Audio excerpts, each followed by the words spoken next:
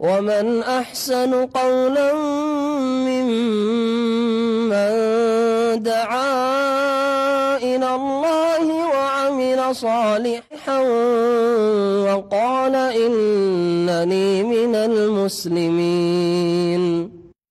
حمدا لسابق فضلك المتوالي يا رب في الأقوال والأعمال جئنا إلى دنيا السلام عليكم ورحمة الله وبركاته. إن الحمد لله نحمده ونستعينه ونستغفره ونعوذ بالله من شرور أنفسنا ومن سيئات أعمالنا من يهده الله فلا مضل له ومن يضلل فلا هادي له وأشهد أن لا إله إلا الله وحده لا شريك له وأشهد أن محمدا عبده ورسوله صلى الله تعالى عليه وعلى آله وصحبه وسلم تسليما كثيرا. يا أيها الذين آمنوا اتقوا الله حق تقاته ولا تموتن إلا وأنتم مسلمون.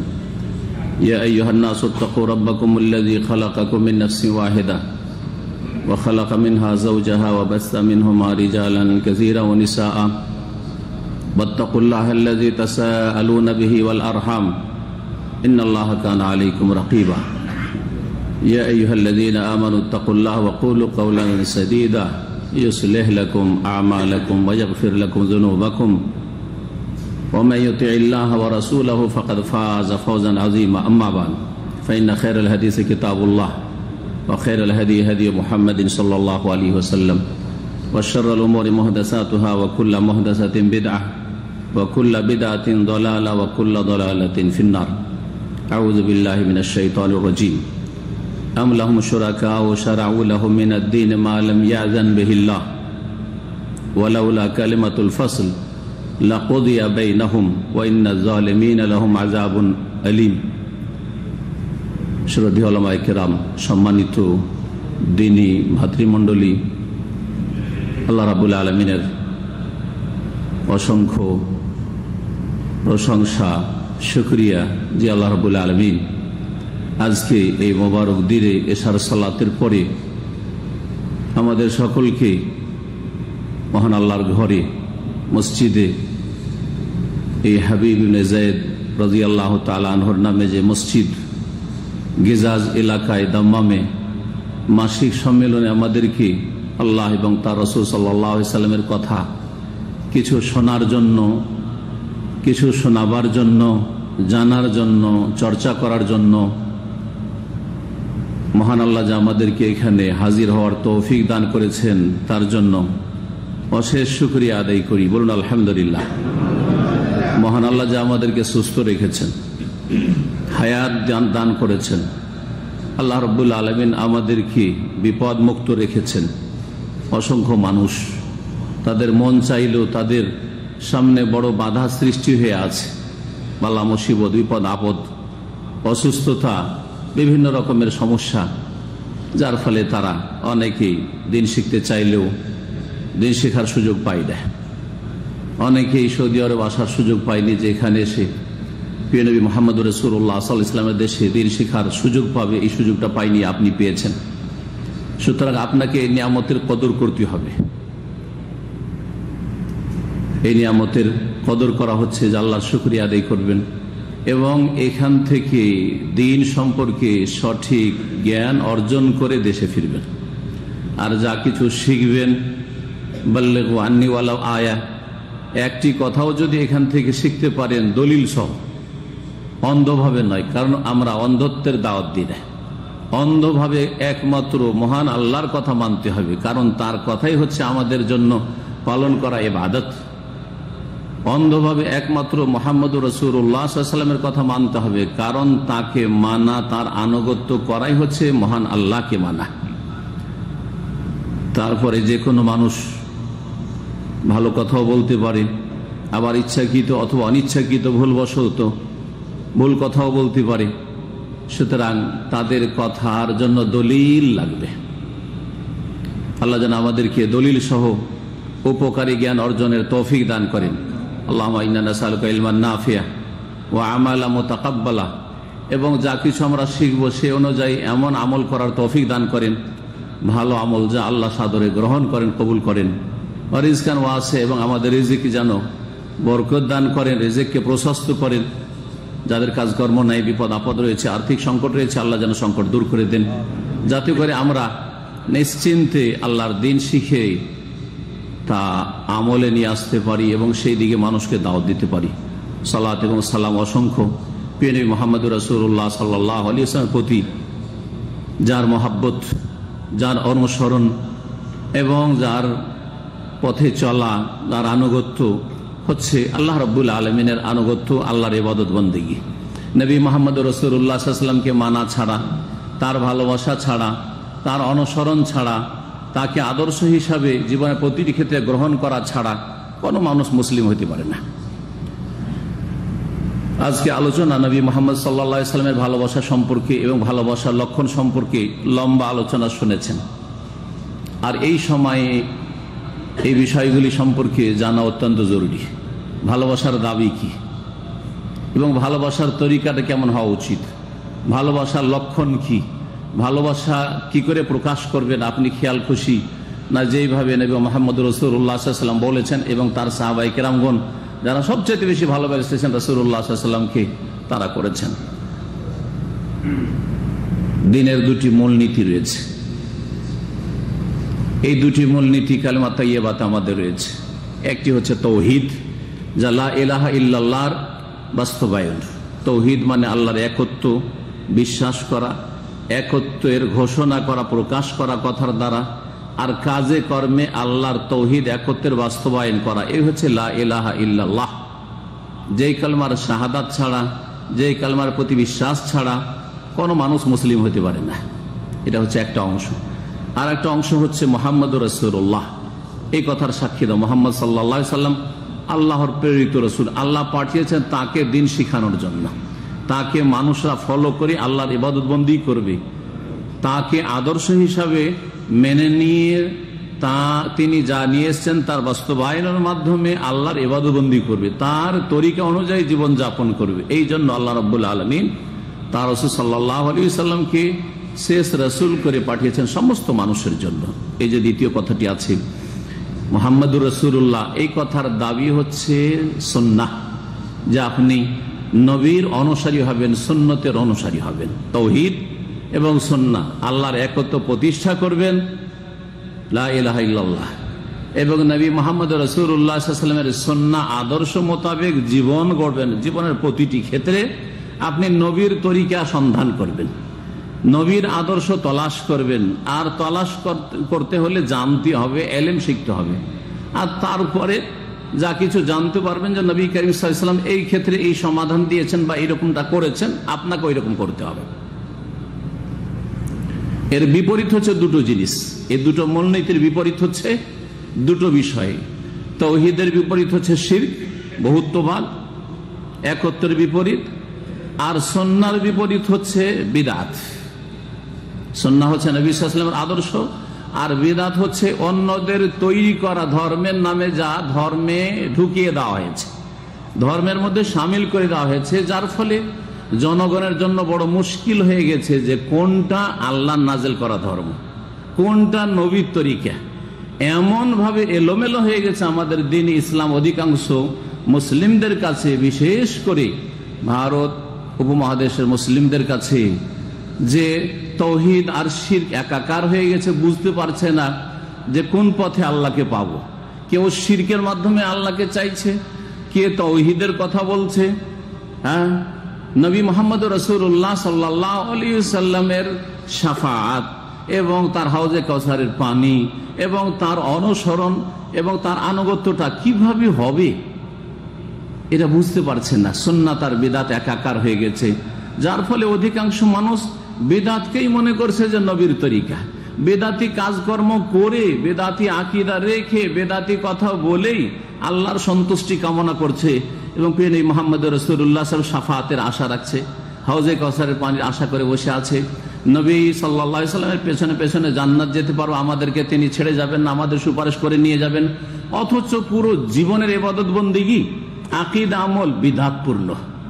সুতরাং আজকে সমাজে প্রচলিত বেশ কিছু বিদআত সম্পর্কে আপনাদেরকে জানাবো। অনেক নতুন ভাইরা আসছেন যারা একেবারে বিদআত সম্পর্কে কিছু জানেন না, বিদআতকে সুন্নাহ মনে করেন, শিরকে ইসলাম মনে করেন, ঈমান মনে করেন, যার ফলে এই বিষয়গুলো সম্পর্কে জানিয়ে দাও আমাদের জন্য ফরজ। যদি না জানিয়ে দিই আর আপনারা না জেনে দেশে চলে যান, তাহলে আমাদেরকে সেই কিয়ামতের দিনে এমন করে ধরবেন, তখন জবাব না দিতে পারলে আমাদেরকে আসামের কাঠগড়ে হাজির হয়ে বিপদের সম্মুখীন হইতে হবে। যার ফলে আপনাদেরকে জানিয়ে দিতে চাই যে মাযরাতান ইলা রাব্বিকুম ওয়া লাআল্লাহুম ইয়াত্তাকুন, আল্লাহর সামনে যাতে ওজর পেশ করা সম্ভব হয় যে আমরা আপনাদেরকে জানিয়ে দিয়েছি। আর আপনারা জানার পর আশা করি অনেক কিছু জানা নেই, সেই জন্য আপনারা ভুল করছেন। অনেক কিছুই জানেন না, সেই জন্য জানলে অবশ্যই আপনারা হঠকারিতা দেখাতেন না, অথবা অবশ্যই আপনি এই ক্ষেত্রে ভুল করতেন না। অধিকাংশ লোক জেনে শুনে ভুল করে না, কারণ তার চাইতে বড়রা দেশে আছে, তাদেরকে মনে করে যে এরাই হচ্ছে ইসলামের প্রতিনিধি, এরাই হচ্ছে ইসলামের প্রবক্তা, এরাই হচ্ছে ইসলামের মুখপাত্র, যার ফলে তাদেরকে অন্ধভাবে অনুসরণ করছে আর তারা গোমরাহের দিকে ঠেলে দিচ্ছে। সুতরাং সমাজে প্রচলিত বিদআতগুলি সম্পর্কে আপনাদের সামনে খুব সংক্ষেপে বলবো।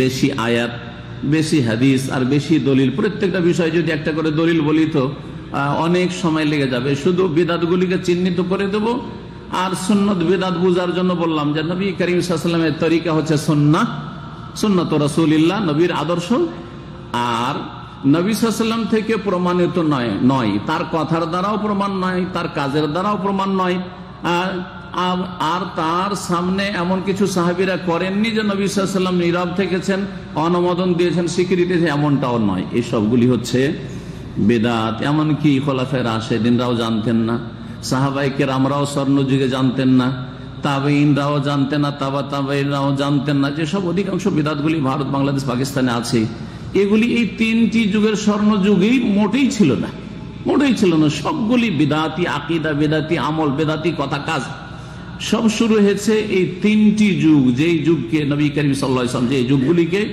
নবী করিম সাল্লাল্লাহু আলাইহি ওয়াসাল্লাম সার্টিফিকেট দিয়েছেন যে এগুলি হচ্ছে খায়রুল কুরুন, সর্বোত্তম যুগ, স্বর্ণ যুগ, ভালো যুগ। সেই যুগের আইম্মায়ে কেরামগণ, সালাফগণ জানতেন না। সুতরাং ইমাম আবু হানিফা রাহিমাহুল্লাহ এইসব বিদআত সম্পর্কে জানতেন না, যে সব বিদআত মুসলিমরা আমাদের মযহাবের নামে করবে। ইমাম শাফিও জানতেন না, ইমাম মালিকও জানতেন না, ইমাম আহমদও জানতেন না।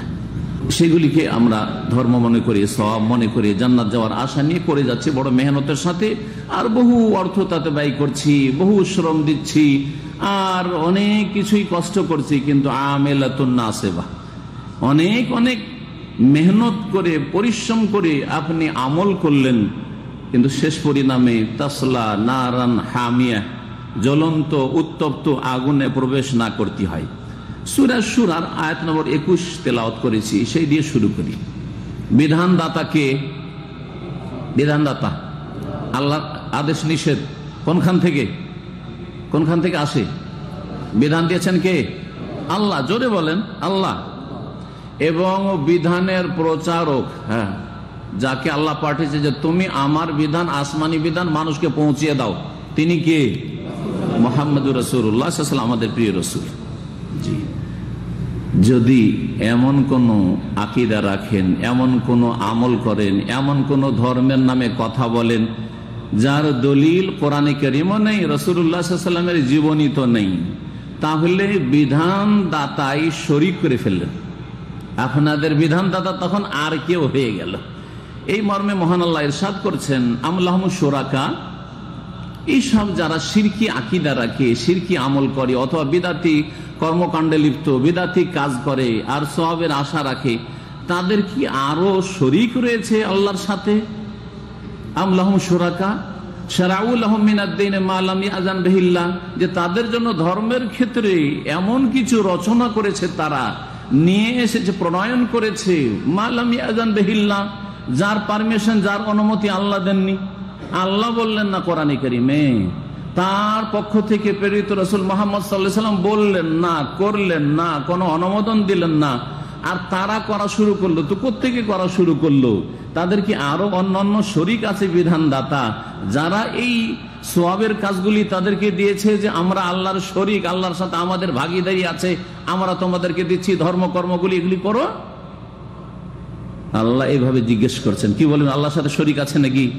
না, কোনো শরীক নেই। লা শারিকা লাহু, কালেমা তাওহীদ সবার মুখস্থ আছে, লা ইলাহা ইল্লাল্লাহু ওয়াহদাহু লা শারিকা লাহু লাহুল মুলকু ওয়া লাহুল হামদু ওয়া হুয়া আলা কুল্লি শাইইন। আল্লাহ বলছেন যে এই যে যারা শিরকি কাজ করে, বেদাত করে, যারা আল্লাহ ছাড়াও কারো বিধান নিয়ে থাকে, ধর্মকর্ম নিয়ে থাকে কোন সূত্র থেকে, এদের সম্পর্কে আল্লাহর যদি চূড়ান্ত ফয়সালা না থাকতো যে এদেরকেও দুনিয়াতে কিছু কাল রাখবো, ওয়ালাউলা কালিমাতুল ফাসলে লাকুদিয়া বাইনাহুম, তাহলে আল্লাহর এত ক্রোধ হয় শিরক বিদআতের ওপর যে তাদের উপর চূড়ান্ত ফয়সালা করে দুনিয়াতেই ধ্বংস করে দেওয়া হয়তো, শিরককারীকে ধ্বংস করে দেওয়া হয়তো, একটা দানা দেওয়া হয়তো, এক ঢোক পানি দেওয়া হয়তো না, বিদআতকারীকে ধ্বংস করে দেওয়া হয়তো, এক লোকমা খাবারও দেওয়া হইতো না, আর এক ঢোক পানিও দেওয়া হইতো না। ওয়ালাউলা কালিমাতুল ফাসলে লাকুদিয়া বাইনাহুম।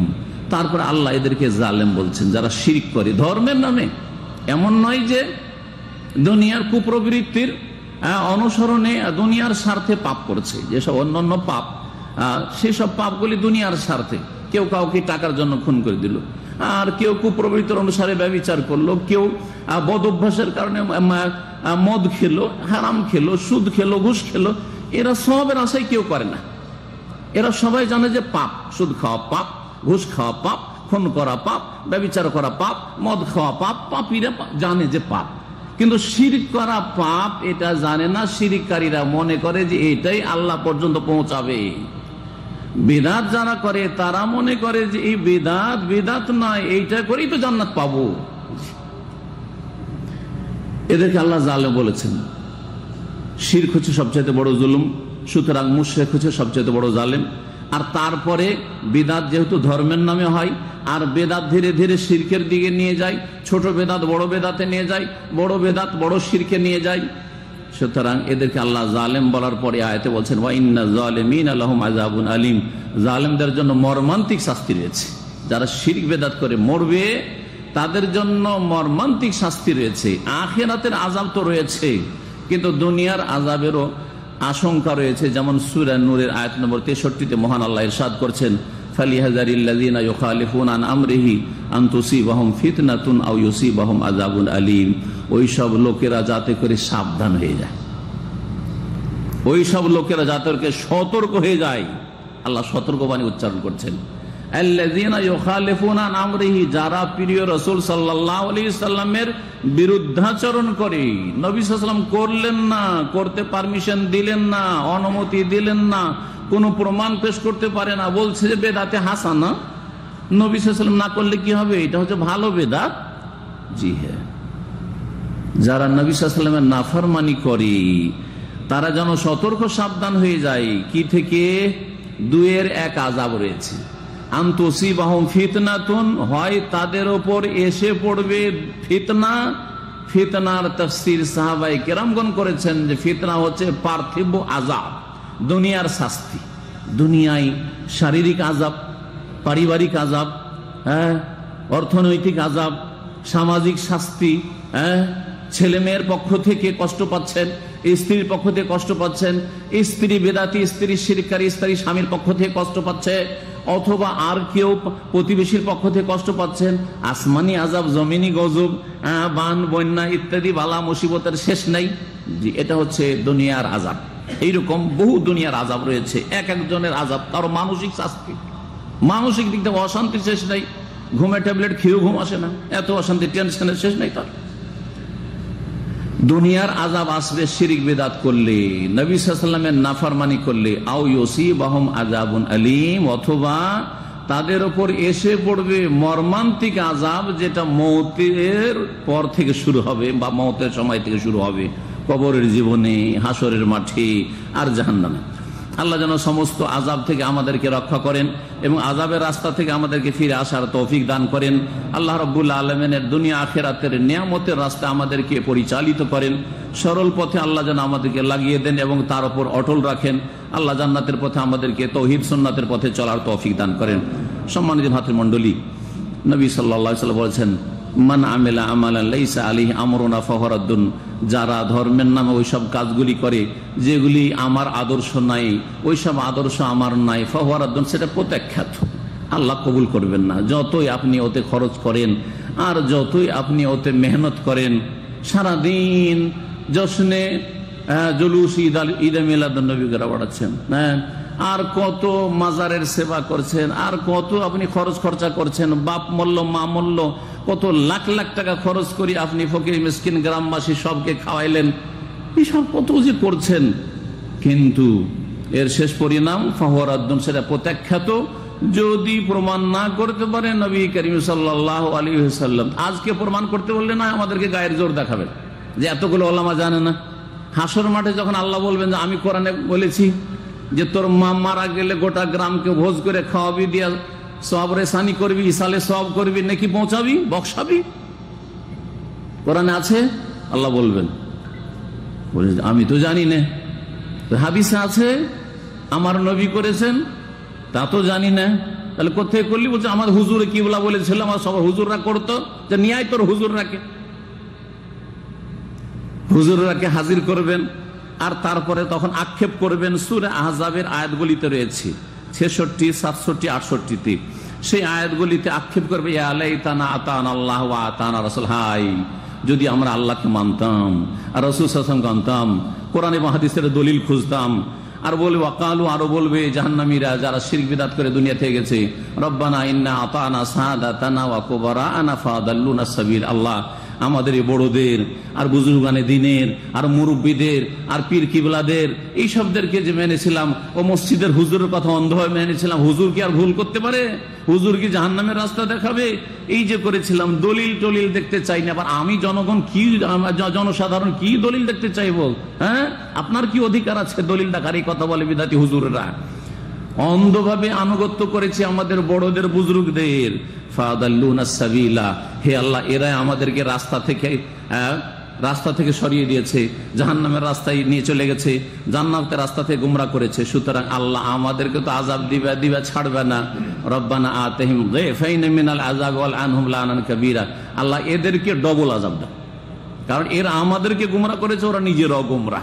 এরা জেনে শুনে আমাদেরকে কেন এইরকম জাহান্নামের রাস্তা দেখেছে? আমরা তো জানতাম না, কানা ছিলাম, কিন্তু এরা তো চোখ কলা ছিল, মাদ্রাসায় পড়েছে, আরবি ভাষা বুঝতো, কোরআন এবং হাদিস বুঝতো, আর বলতো আমরা হুজুর, আমরা পড়েছি, আমাদের শিখার দরকার নেই। সৌদি আরবে এসে মৌলবী সাহেবগুলো সৌদি আরব আসে, কেউ শিখতে চায় না, এত অহংকারী এরা।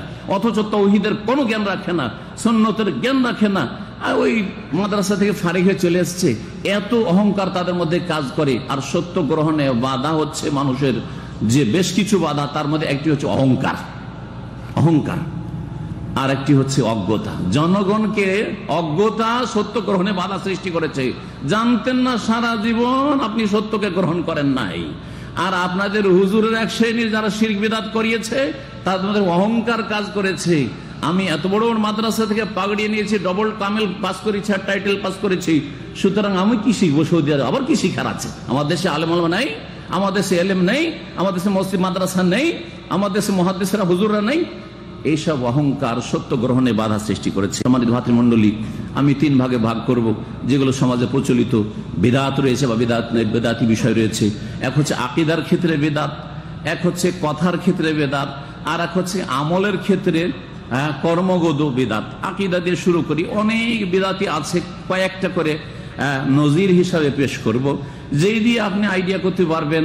এবং এতটা আপনার যদি জ্ঞান হয়ে যায় যে আমি প্রত্যেকটি ক্ষেত্রে দলিল চাইবো এবং দলিল জানার চেষ্টা করব। প্রত্যেকটা হয়তো আপনি পাবেন না সময়, কিন্তু কিছু দলিল যদি আপনি কালেকশন করতে পারেন বা চাইতে পারেন, তাহলেই মুখোশ খুলে যাবে যে আসলে কি এদের কাছে দলিল আছে, না এরা কানা কাহাই করে দেখাচ্ছে। আমাদের সমাজে একটি বিদাতি আকীদা আছে যে আল্লাহর বড় বড় ওলিরা বিভিন্ন স্তরের আছে, এত অসাধারণ ক্ষমতা রাখে, আর একের ওপর এক ওলি আছে, একের ওপর এক ওলি আছে, তারা সারা দুনিয়াকে সামলিয়ে আছে। আল্লাহ তাদেরকে দুনিয়ার ক্ষমতা নিয়ন্ত্রণ ভাগ বন্টন করে দিয়ে দিয়েছেন। যেমন প্রধানমন্ত্রী সংসদ সদস্যদেরকে, এমপিদেরকে ভাগ বন্টন করে দফতরগুলি সব দিয়ে কে হচ্ছে কিসের মন্ত্রী, কে হচ্ছে কিসের মন্ত্রী, কে হচ্ছে কিসের মন্ত্রী, সব ভাগ করে দিয়ে দিয়েছে, নিজের কাছে 2-4টা দফতর রেখেছে। এরা ওইটাও মনে করে না, বলছে আল্লাহ দিয়ে দিয়ে, এমনকি তাদের কিতাবে আছে আল্লাহ দিয়ে দেওয়ার পরে আল্লাহর কাছে আর কিছু নাই, সব এদের কাছে, যা চাইতে হবে ওই ওসিলা ধরতে হবে, ওখানে যা চাইতে হবে। জি, আকীদা এই ওলি আউলিয়া সম্পর্কে যে সবচেয়ে বড় যে ওলি পৃথিবীর, সে হচ্ছে গৌসের আকীদা। এজন্য আব্দুল কাদের জিলানী বড় পীরকে কি বলা হয়? গৌসে আজম, গৌসে পাক, মহান উদ্ধারকারী। আল্লাহ উদ্ধার করে না ওদেরকে, আব্দুল কাদের বড় পীর উদ্ধার করে ওদেরকে। কুতুব হচ্ছে যে চাকি, দেখেছেন তো গ্রামে গঞ্জে যে আটা পিসা চাকি থাকে, ওই চাকির মাঝখানে যে কাঠটা থাকে ওইটার নাম হচ্ছে কুতুব। তো পৃথিবীর এই ওলি এত ক্ষমতা রাখে যে যেমন চাকির মাঝখানে ওই আপনার কাঠটা যদি না থাকে তাহলে চাকি এদিক সেদিক নিচে পড়ে যাবে গিয়ে, আর আটা পিসা হবে না। ঠিক তেমনি যদি এই আল্লাহর কুতুব ধরে না থাকে জমিনকে, তো সব ধ্বংস হয়ে যাবে, তস নস হয়ে যাবে। ধরে আছে সারা দুনিয়াকে। আবদাল আছে, অনেক বড় বড় আবদাল আছে, আর মেলা রকম নাম আছে এই সব ওলিদের। আর এই সব ওলিরা পয়দা থেকে ওই পীর মুরিদের তরিকা দিয়ে পয়দা হয়। এই সমস্ত ভ্রান্ত ধারণা, এইসব ধারণা যারা মগজে রেখেছেন একেবারে ডিলিট করে দেন, সাফ করে দেন, আগাছা মুছে দেন, আর তারপরে তখন ঈমান বিল্লাহকে ঢোকান, তাওহীদকে ঢোকান, সুন্নাহকে ঢোকান। আর না হলে এসব শিরকি আকীদা, বিদআতি আকীদা আপনার দুনিয়া আখিরাতকে ধ্বংস করে দেবে। 2 নম্বর আকীদার ক্ষেত্রে যে বিদআতি আকীদা, তা হচ্ছে সুফিইজম, পীরতন্ত্র। আল্লাহর সান্নিধ্য লাভের জন্য এবং আত্মার পরিশুদ্ধির জন্য, তাদের কথা হইল যে আল্লাহর নৈকট্য লাভের জন্য, যে আল্লাহর কাছাকাছি হয়ে যাব। সবাই আমরা আল্লাহর কাছাকাছি হওয়ার চেষ্টা করি, কিন্তু কোরআন সুন্নাহর তরিকা আলাদা আর সুফিবাদের তরিকা আলাদা। সুফিবাদের তরিকা হচ্ছে নব আবিষ্কৃত বিদআত, আর কোরআন সুন্নাহর তরিকা হচ্ছে আসমানি ওহির তরিকা, যেই তরিকা আপনাকে গ্রহণ করতে হবে। সুফিবাদ কি শিখায়? যে তাজকিয়া নাফস, আত্মার পরিশুদ্ধির জন্য পীর মুরিদের সিলসিলা ছাড়া হবে না। তাহলে আত্মা যে কুলুষিত হয়ে আছে, আত্মা পাক পবিত্র হবে। আর আল্লাহর সান্নিধ্য লাভ করতে পারবেন, আল্লাহর একবারে ঘনিষ্ঠ বান্দা হইতে পারবেন না, খাস বান্দা হইতে পারবেন না, যদি আপনি পীর মুরিদের সিলসিলাতে না আসেন। যদি বেশি বাহাদুর হন তাহলে পীর হয়ে যান আর মুরিদ বানান, আর যদি অত বাহাদুর না হইতে পারেন তাহলে কোন পীরের মুরিদ হন। জি, এই বেদাতি আকীদা মগজ থেকে ধুয়ে সাফ করে দেন। তারপরে এই সুফিবাদে মেলা তরিকা আছে, মেলা কি আছে? তরিকা আছে, যেগুলোকে তরিকত বলা হয়। আর ইসলামকে তারা 4 ভাগে ভাগ করেছে। ইসলামকে তারা কি করেছে? 4 ভাগে ভাগ করেছে। তরিকত, হাকিকত, আর মারিফত, আর শরীয়ত। বলছে যে মাদ্রাসা পড়া আলেম ওলামা যারা কোরআন এবং হাদিস পড়ে, তারা শুধু শরীয়ত জানে, মানে শরীয়তের মাসলা মাসাইল বিধিবিধান জানে, পেশাব পায়খানার মাসলা, হায়েজ নেফাসের মাসলা, আর নামাজ রোজার মাসলা, এগুলো জানে। আর এই 3টা এলিমের জন্য, তরিকতের জন্য, আর মারিফতের জন্য, আর হকিকতের এলেম লাভ করার জন্য পীরের মুরিদ হওয়া ছাড়া কোনো উপায় নাই। টোটালি এগুলি হচ্ছে ভ্রষ্টতা, গুমরাহি। মগজ থেকে সাফ করে দেন ধুয়ে, যদি আল্লাহ রাব্বুল আলামিনের তাওহীদ কায়েম করতে চান এবং নবী সাল্লাল্লাহু আলাইহি ওয়াসাল্লামের সুন্নাহ মোতাবেক জীবন যাপন করতে চান। সম্মানিত ভাতৃমণ্ডলী, যখন এই তরিকতে আসতে হবে তখন পীরের বায়াত হইতে হবে। পীর সাহেব বায়াত নেবেন, আর আপনাকে বায়াত করে তার হাতে শপথ করে মুরিদ হইতে হবে, মুরিদ হইতে হবে। এই সমস্ত হচ্ছে বিদআতি আকীদা।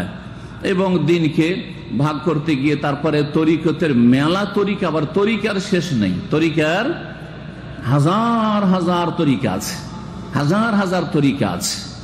জি হ্যাঁ, চিশতিয়া তরিকা, চিশতিয়া সাবেরিয়া তরিকা, নকশবন্দিয়া তরিকা, রেফাই তরিকা, মোজাদ্দেদি তরিকা, তারপরে আপনার কাদেরি তরিকা, আর তারপরে ওগুলো থেকে শাখা প্রশাখা হয়ে দেশে আছে আটরসি তরিকা, মান্দারি তরিকা, আপনার চরমনাই তরিকা, সারসিনা তরিকা, আর তরিকা ফুরফুরা তরিকা, তরিকার শেষ নাই। সবগুলি এই বিদআতের মিক্সচার। এগুলি ইসলাম নয়, এগুলি ইসলাম নয়। এগুলি হচ্ছে ভারত উপমহাদেশে পারস্য দেশ থেকে যাওয়া ইসলাম। এটা মদিনাতুর রাসূল সাল্লাল্লাহু আলাইহি ওয়াসাল্লাম থেকে যাওয়া ইসলাম নয়, এটা মক্কাতুল মুকাররমা থেকে যাওয়া ইসলাম নয়, এটা কোরআন সুন্নাহ ভিত্তিক ইসলাম নয়। কোরআন সুন্নাহতে আত্মার পরিশুদ্ধি রয়েছে, কোরআন সুন্নাহতে আল্লাহর সান্নিধ্য লাভের উপায় রয়েছে, যা যে কেউ কোরআন বা হাদিস গভীরভাবে চর্চা করবে সে জানতে পারবে। আর যারা কোরআন সুন্নাহর আলেম তাদের কাছ থেকে আপনার যেই সমাধানটা লাগবে জিজ্ঞেস করবেন যে আমি আমার আল্লাহর নৈকট্য লাভ করতে চাই, আমি কি করব, বলে দেবেন কোরআন সুন্নাহর আলেম কোরআন এবং হাদিসের দলিল দিয়ে আপনাকে। এইরকমই আমি আমার বিভিন্ন পাপের সাথে জড়িয়ে যাচ্ছি বা আমার মনটাকে আল্লাহর দিকে গিয়ে নিতে পারছি না, দুনিয়ার দিকে লোভ হচ্ছে, সুতরাং দুনিয়ার লোভকে কি করে কমিয়ে নিয়ে আসবো, দুনিয়া বিমুখতা জোহদ আর ওরা কি করে আসবে, আর আখিরাতমুখী কি করে হবো, কোরআন সুন্নাহয় আছে, কোরআন সুন্নাহয় আছে। কিন্তু এদের যে মারেফতি জ্ঞান বলছে এটা শুধু কলবে কলবে হয়, স্থানান্তরিত, এক কলব থেকে আরেক কলবে যায়, কোন কোরআন এবং হাদিসের পাতাতে পাওয়া যায় না। আর এটা ওই পীরদের কাছ থেকে হাসিল করতে হয়, এই সমস্ত ভ্রান্ত ধারণা। তাদের শিরকি আকীদা পর্যন্ত আছে ওলি আউলিয়া সম্পর্কে, যে ওলি আউলিয়া জনগণ হতে পারে না। ওলি আউলিয়া মানে পীরের তরিকাতে আসতেই হবে, পীরের তরিকাতে সুফিবাদে আসতেই হবে। আর তারপরে তাদের বিভিন্ন স্টেজ রয়েছে, এই স্টেজগুলি পার করতে করতে কারো হলুল হয়ে যায়। ওয়াহাদাতুল ওজুদের আকীদা হলুল মানে কি হচ্ছে, আল্লাহতে কি হয়ে যায়, বিলীন হয়ে যায়, আল্লাহতে গিয়ে কি হয়ে যায়, বিলীন হয়ে যায় আল্লাহ। আর তখন ওই পীরে কোনো পার্থক্য থাকে না, যিনি আল্লাহ তিনি ওই লোক হয়ে যান, দুটো আলাদা আলাদা থাকে না। যে পানিটা আছে না, আমাদের পানি আছে তো, এতে যদি চিনি গুলে দিয়ে দিই, এখন চিনি দেওয়ার পরে কি হবে, চিনি আলাদা করা যাবে? চিনিটা পানিতে হলুল করে গেছে আরবি ভাষায়, এমন ভাবে একাকার হয়ে গেছে যে এখন যে আমাকে বলেন যে আপনাকে 1 লাখ রিয়াল দেবো, চিনি আলাদা করে দেন, পানি আলাদা করে দেন, মুশকিল। ঠিক ওই রকম পীরেরা হয়ে যায়। হোসেন মানসুর হাল্লাজ ওই রকম হয়ে গেছিল, যার ফলে সে আনাল হক, আমি আল্লাহ হয়ে গেছি, আমি আল্লাহ হয়ে গেছি, আমি আল্লাহ হয়ে গেছি, এই কুফরিয়া কথা বলেছে। আর যার ফলে সেই যুগের মুসলিম শাসক জাযাহুল্লাহ খায়র ওয়া রাহিমাহুল্লাহ, আল্লাহ তাকে ভালো বদলা দিক, যে সেই শাসক এই মুরতাদকে জবাই করেছে, যেই মুরতাদ ভারত, বাংলাদেশ, পাকিস্তানে এই পীরদের কাছে, সুফিদের কাছে সবচেয়ে বড় আল্লাহর ওলি, আখাসুল আউলিয়া, সবচেয়ে বড় ওলি, যে শয়তানের সবচেয়ে বড় ওলি, তাকে আল্লাহর ওলির এত বড় মিথ্যা কথা আমাদের মুসলিম সমাজে ছড়িয়ে আছে। ওয়াহাদাতুল ওজুদ মানে পৃথিবীর অস্তিত্ব হচ্ছে এক, স্রষ্টার সৃষ্টির অস্তিত্ব হচ্ছে এক।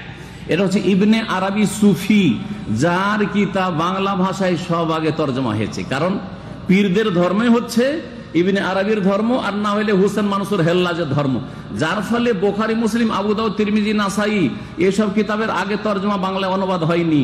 এসব শিরক আর কুফরি বেদাতি কিতাবের তর্জমা আগে হয়েছে, বোঝা গেছে? তো এই সব হচ্ছে শিরকি কুফরি আকীদা, যা আমাদের দেশের লোকেরা ধর্মের নামে বিশ্বাস করে। এইরকমই পীরের ধ্যান, তাসাউরে শেখ, পীরের ধ্যান আরবিতে বলা হয় তাসাউরে শেখ। পীরের ধ্যান অর্থাৎ আপনি নামাজ পড়বেন, রোজা রাখবেন, জিকির আজকার করবেন, কোরআন তেলাওয়াত করবেন, ওজিফা করবেন, সবসময় যেন পীর আপনার কলবে বসে থাকে, পীর আপনার কলবে বসে থাকে।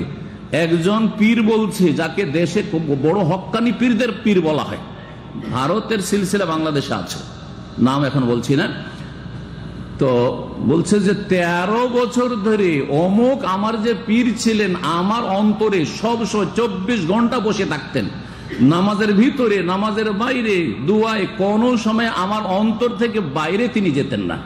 এইভাবে পীরের ধ্যান করা, এই ধ্যান করা কোথেকে আসলো? হিন্দুদের ধ্যান করা, সাধু সন্ন্যাসীদের ধ্যান করা, বৌদ্ধদেবের ধ্যান করা, তপস্যা করা, এসবগুলি হচ্ছে পীরতন্ত্রের ধর্ম। সম্মানিত ভাতৃমণ্ডলী, এইরকমই ফানাফিল্লাহ একটা এমন স্টেজ আছে, এই পীরেরা নাকি ধ্যান করতে করতে ওজিফা জিকির করতে করতে কি হয়ে যায়, একবারে আল্লাহতে গিয়ে একাকার হয়ে যায়, ফানা হয়ে যায়। এটা ফানাফিল্লাহ। ওর নিচে হচ্ছে আল্লাহ পর্যন্ত এখন পৌঁছে যাবে, রসুলে ফানা হয়ে যায়, রসুলের মধ্যে ঢুকে পড়ে। আর তার নিচে হচ্ছে ফানাফি শেখ, মানে পীরে ফানা হয়ে যায়। যে পীর সেই হচ্ছে মুরিদ, পীরের মধ্যে একাকার হয়ে যায়, বিলীন হয়ে যায়। এসব শিরকি আর বেদাতি আকীদা মুসলিম সমাজে ছড়িয়ে আছে। মুসলিম সমাজের বেদাতি শিরকি আকীদা হচ্ছে যে নবী করিম সাল্লাল্লাহু আলাইহি ওয়াসাল্লামের মিলাদ পাঠ হলে, মিলাদ পাঠ করা হয় না। মিলাদ মানে কি? মিলাদ মানে কি? জন্মের তারিখ বা জন্মের সময়কাল, জন্মবার্ষিকী। তো যদি আমি বলি যে অমুক জায়গায় জন্মবার্ষিকী পাঠ হচ্ছে, তো হাসবেন না? যে লোকটা তো বাংলায় জানে না রে, বলছে অমুক জায়গাতে জন্ম তারিখ পাঠ হচ্ছে, হ্যাঁ, বা জন্মের সময়কাল পাঠ হচ্ছে, পড়া হচ্ছে, হাসবেন না? কিন্তু যখন মিলাদ পড়া হচ্ছে বলছে তখন হাসবেন কেন? ওইটাই ধর্মকর্ম আপনাদের। কত অবুঝ, হ্যাঁ, কত আমাদের না জানা ইসলাম সম্পর্কে। যে আরবিতে বললে তো লাগে যে সত্যি ইসলাম, মিলাদ পড়া হচ্ছে, যাই মিলাদ পড়তে। আর যখন বাংলাতে তর্জমা করে দিলাম মিলাদের যে জন্মবার্ষিকী পাঠ করা হচ্ছে, তখন বলছি পাগল নাকি, না বাংলাই জানে না আসলে কি বলছে। যেমন কোন একজন নেতা জীবনে কোনোদিন আজান টাজান শোনেনি, কোন এক দেশের কথা বলছি, তো দেশে এসে হঠাৎ করে বড় নেতা বা নেত্রী হয়েছে, নেতা হয়েছে, তারপরে তখন আজান শুরু হয়েছে। তো আজান হইলে আমরা কি বলি? এখন আমরা আলোচনা বন্ধ করি, কি হচ্ছে? আজান হচ্ছে, ঠিক না? তো বলছে আজান এখন বাজছে, আপনারা একটু এখন চুপ থাকেন। আজান কি হচ্ছে? বাজছে। হাসবেন না? হাসবেন না? জি, ভাষাই জানে না, আর না হলে পাগলি মস্তি। আজান আর বাজে নাকি? আজান আর বাজে নাকি? কি বাদ্যযন্ত্র যে আজান বাজছে? রিংটোন যে বাজছে, রিংটোন বাজছে, মোবাইল বাজছে বলতে পারেন, ঠিক না? আজান হচ্ছে। ঠিক ওই রকমই মিলাদ পড়াটি হয় পাগলে বলে, আর না হইলে বেচারা অবুঝ, মিলাদের মানে বুঝে না, মিলাদ পড়ে আসে, অথচ মিলাদ পড়ার জিনিস না। মিলাদের সময় জন্মবার্ষিকী পালন হইলে অথবা মিলাদ পাঠ হলে শুধু 12 রবিউল বলে নাই, 12 রবিউল বলে তো হয়, কিন্তু যখনই মিলাদ পাঠ হয় নাকি তখন নবী হাজির হয়ে যান। কে যান? নবী তশরিফ নিয়ে আসেন। এটা হলো একটা মত তাদের। যদি আল্লাহর নাজেল করা ধর্ম হইতো, কথা একটাই হইতো। আবার ওদের কিতাবে আছে যে নবী সাল্লাল্লাহু আলাইহি ওয়াসাল্লাম সব জায়গায় সব সময় হাজির নাজির, সব জায়গায় সব সময় হাজির নাজির। যেই নবী সব জায়গায় সব সময় হাজির নাজির, তিনি আবার শুধু মিলাদে কি করে হাজির হন? কোনটা ঠিক বলেন তো? এটা ঠিক না ওইটা ঠিক? দুটো কথায় পার্থক্য হইলো না? হইলো না? বুঝতে পারছেন না পার্থক্য? বলছে মিলাদ মাহফিল হলে কি হয়? নবী হাজির হয়ে যান। আবার তাদেরই কিতাবে আছে যে নবী হাজির নাজির, সব জায়গার খবর রাখেন, সর্বস্থানে তিনি বিরাজমান। জি হ্যাঁ, এই আকীদা শুধু বেদাতি আকীদা নয়, এত বড় বেদাত যেটা বড় শিরক। কারণ একমাত্র আল্লাহ এলেমের দিক দিয়ে হাজির, আল্লাহ সত্তাগতভাবে হাজির না। আল্লাহর সত্তা 7 আসমানের ওপর, সমস্ত সৃষ্টির ঊর্ধ্বে, আরশ আজিমের উপরে আছে। বোঝা গেছে? কিন্তু আল্লাহ রাব্বুল আলামিন এলমের দিক থেকে, জ্ঞানের দিক থেকে, ক্ষমতার দিক থেকে, পরিবেষ্টনের দিক থেকে সব জায়গায় হাজির। এই সব দিক থেকে আল্লাহ হাজির। নবীও হাজির, নবীও হাজির নাজির। নাজির মানে দেখা। আল্লাহ সব কিছু দেখছেন না? দেখছেন না? দেখছেন না? দেখছেন না? আল্লাহ যেমন সৌদি আরবে আমরা কি করছি দেখছেন, সারা পৃথিবী দেখছেন, ঠিক না? এই দেখনেওয়ালাকে নাজির বলে। কি বলে? নাজির বলে। তো আল্লাহ হচ্ছেন নাজির। এখন নবীকেও হাজির নাজির বলবেন, তো আল্লাহর সাথে শরীক করলেন না? শরীক করলেন না? আল্লাহর সাথে শরীক করলে কি মুসলিম থাকে নাকি? লা ইলাহা ইল্লাল্লাহ ঠিক থাকে নাকি? না মুশরিক হয়ে যায়? বলুন, আপনারাই বলুন। আল্লাহর সাথে শরীক করলে শিরক, বড় শিরক হয়ে যায়। এইরকমই বেদাতি আকীদা হচ্ছে, বিশ্বাস হচ্ছে যে দোয়া করলে সরাসরি আল্লাহর কাছে দোয়া করলে পাওয়া যাবে না কিছু। কি করতে হবে? নবী ওলিদের ওসিলায় দোয়া করতে হবে। এই জন্য অধিকাংশ লোকেরা দোয়া করে। এক শ্রেণীর লোকেরা চরম একবারে শিরককারী, তারা সরাসরি আল্লাহ ছাড়া অন্যের কাছে দোয়া করে। বাবা গো আমার রুজিতে বরকত দাও, বাবা গো আমার রোগ ভালো করে দাও, মাজারে যায়। এটা একটা দল হয়ে গেল যারা বড় শিরক আছে। আর এক দল শিরকের একেবারে কিনারায় দাঁড়িয়ে আছে, সাফা হুফরাতি মিনান নার, জাহান্নামের আগুনের কিনারায় গিয়ে দাঁড়িয়ে আছে। বোঝা গেছে? নদী ভেঙে পড়ছে আর ওখানে গিয়ে দাঁড়িয়ে আছে। বেদাত, চরম বেদাত করছে, একটুতে শিরকে লিপ্ত হইতে পারে। তারা কারা? যারা বলে যে সরাসরি আল্লাহ কি আর আমাদের কথা শুনে? আমরা পাপী তাপী গুনাহগার, সুতরাং কি করতে হবে? আল্লাহর কাছে কি নিয়ে আসতে হবে? সোর্স নিয়ে আসতে হবে, ওসিলা নিয়ে আসতে হবে। কি ওসিলা? তোমার নবী পাকের ওসিলাই আমার গুনাহ খাতা মাফ করে দাও, তোমার বড় পীরের ওসিলাই আমার রুজিতে বরকত দাও, হ্যাঁ, আমার ছেলেটাকে শাহজালাল বাবার ওসিলাই ভালো করে দাও, ইত্যাদি ইত্যাদি। মানে কোন পীর, ওলি, বুজুর্গ, ওলির বা নবীর কি করতে হবে? ভায়া ধরে, ওসিলা ধরে দোয়া করতে হবে। এই যে বেদাতি আকীদা, এই আকীদা অধিকাংশ মুসলিমদের আমাদের দেশে। এই আকীদা আল্লাহর ওয়াস্তে মগজ থেকে সাফ করে দেন, আর না হলে বিদাতি হয়ে ধর্মকর্ম করবেন আর এই অবস্থায় চলে যাবেন, আর মহা মুশকিল হয়ে যাবে। আপনাদের কল্যাণ কামনা করছি বলেই সতর্ক করছি। ওয়ামান আনজারা ফাকাদ আজারা, যে সতর্ক সাবধান করলো সে আল্লাহর কাছে ওজর পেশ করতে পারবে। আর আপনার ওজর শেষ করে দিলাম, আপনি কাল কিয়ামতে বলতে পারবেন না যে আল্লাহ মা জাআনা মিন নাযির, আমরা তো জানতাম না যেটা আবার বেদাত, আমরা তো জানতাম না যে এটা শিরিক, আমরা তো জানতাম না যে এটা ভুল ধারণা, ওসিলা দিয়ে দোয়া করা যাবে না, সরাসরি আপনার কাছে চাইলে ফাইন্নি কারিব। আপনি যে কোরআনে বলেছেন, আমি তো কোরআনের তরজমা বুঝতাম না, আল্লাহ বলছেন কাছে, আর বলছেন না কাছে না, ভাইয়া দিয়ে চাইবো। এইরকমই আমাদের দেশের এক শ্রেণীর মানুষের ধারণা কি, যে নেক লোকদের স্বপ্ন ধর্মের একটা অংশ। নবীদের স্বপ্ন শুধু নয়, নবীদের স্বপ্ন তো ওহি, কিন্তু ওলি আউলিয়ারা যদি স্বপ্ন দেখে তাহলে সেটাও বাস্তব। সেই জন্য অমুক সাহেব অমুককে চাঁদে দেখেছে, স্বপ্নে চাঁদে দেখার শুনছেন না, অমুককে চাঁদে দেখেছে, আরে বাপরে বাপ, তো বিশাল ব্যাপার, চাঁদে দেখা গেছে অমুক হুজুর, যেমন তখন কথা নাকি, জি চাঁদে দেখা গেছে, জি হ্যাঁ, আউযুবিল্লাহ। ইসাবি এমন বেদাতি আকীদা যে শিরকে পৌঁছাবে। আরে চাঁদে পৌঁছে গেল। আর যদি আপনি স্বপ্নকে ধর্ম মনে করেন, তার মানে আপনার ধর্মটা কিসের উপর ভিত্তি? স্বপ্নের উপর ভিত্তি করে আপনার ধর্ম কায়েম হয়েছে। এরই নাম হচ্ছে স্বপ্নের ধর্ম। আমার একটা অনেক আগের আলোচনা আছে, 17-18 বছর আগে এটা আলোচনা করেছিলাম, স্বপ্নের ধর্ম কি। ভারত, বাংলাদেশ, পাকিস্তানের স্বপ্নের ধর্ম আছে। স্বপ্নে রুটি পাই, বলে যে নবী রুটি দিতে পারেন, কথা বোঝা গেছে। আর রুটি, স্বপ্নের রুটি আবার জাগার পরও থেকে যায়। আমরা দেশে গেছেন, আপনি প্রবাসী মানুষ, দেশে গেছেন, আর আপনার স্ত্রী খুব আদর করে খাওয়াচ্ছে, স্বপ্নে দেখছেন যে দেশে গেছেন, দেশে যাননি, কিন্তু স্বপ্নে দেখছেন যে দেশে গেছি। আর যাওয়ার পরে দেখছেন আপনার স্ত্রী খুব সুন্দর আদর যত্ন করে খাওয়াচ্ছে। হঠাৎ করে ঘুমটা আধখানি খাওয়া হয়েছে আর ভেঙে গেল, মনটা খারাপ হবে না? হবে না? কিছু খেতে পেয়েছেন? ঘোড়ার ডিমও খেতে পাননি, কিচ্ছু খেতে পাননি, হ্যাঁ কিছুই খেতে পাননি তো। কিন্তু না না, হুজুরেরা স্বপ্ন দেখলে আবার ওটা বাস্তব ধর্ম হয়ে যায়। মদিনা শরীফে নবী সাল্লাল্লাহু আলাইহি সাল্লামের মসজিদে শুয়েছে, এসে ইয়া রাসূলুল্লাহ আপনার মেহমান হয়েছি। হক্কানি পীরদের কেতাবাদিতে আছে, যারা মসজিদে গিয়ে সব মাল সামান নিয়ে মসজিদে যায় আর বকচা বকচি নিয়ে আর বলে যে আমরা ইসলাম প্রচার করতে এসেছি, তাদের কিতাবাদিতে আছে। জি হ্যাঁ, তাদের কিতাবে আছে। কি বলছে যে নবী সাল্লাল্লাহু আলাইহি ওয়াসাল্লাম কাছে বলি, ইয়া রাসূলুল্লাহ এখন আপনার মেহমান হয়েছি, মদিনায় এসেছি, বড় ক্ষুধার্ত আছি, অনেক দূর থেকে এসেছি, আপনার মেহমান, আপনি কি খাওয়াবেন না খাবেন আপনি বুঝেন, আমি কোথাও খাবার টাবার খুঁজতে পারবো না, আর পয়সাও নেই আমার কাছে। শুয়ে গেল। ওই শুয়ে যেতেন নবী সাল্লাল্লাহু আলাইহি ওয়াসাল্লাম কি নিয়ে আসলেন? রুটি নিয়ে চলে আসলেন, গোটা রুটি। অর্ধেকটা স্বপ্নে খাওয়া হলো, আর ঘুমটা ভাঙার পরে দেখছে অর্ধেক হাতে আছে, জাগার পরে অর্ধেক রুটি খেলো। এ হলো স্বপ্নের ধর্ম। এ হলো কি? স্বপ্নের ধর্ম। এগুলো থেকে তওবা করেন, এগুলো থেকে তওবা করেন। এইরকমই আমাদের দেশের যারা জেনারেল শিক্ষিত, দুনিয়ার শিক্ষা শিক্ষিত, তাদের একটি বিদাত বলি। তারা মনে করে যে ধর্ম আলাদা, দুনিয়া আলাদা। ধর্মের সাথে আবার দুনিয়ার কি সম্পর্ক?